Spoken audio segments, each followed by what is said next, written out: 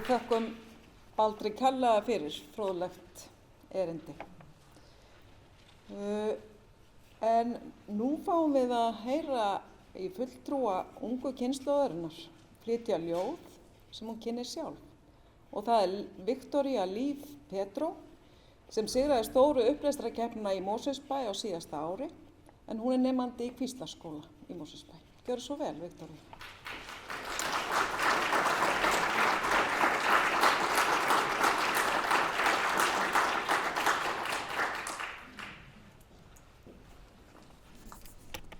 Komið þið sæl. Ég ætla að flytja ykkur ljóðið Ólíkir menningarheimar eftir Þursa. Opna dósina og við mig blasa hvítar perlur hafsins. Liggja svo rólegar í vatni, eru samt sáttar að sjá ljósið. Ég skelli þeim á volga pönnuna og þær dansa tangó. Ég hef ákveðið að blanda við þær karrí og leið kynnast tveir ólíkir menningarheimar. Sékvindar miðla málin, karrísósan og fiskibólurnar. Það er ekki til fordómar á pönnunni og allir tilbúnir að pröfa eitthvað nýtt. Í pottinum á hinni hellinni eru hrísgrjón sem eru græn af öfund.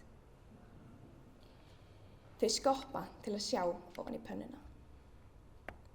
Áður en maður gat dregið inn andan var öllum þessum ólíku menningum hvolft á sama disk og þá má segja að Asía og Evrópa hafi mæst og enda stutt en gott samstarf.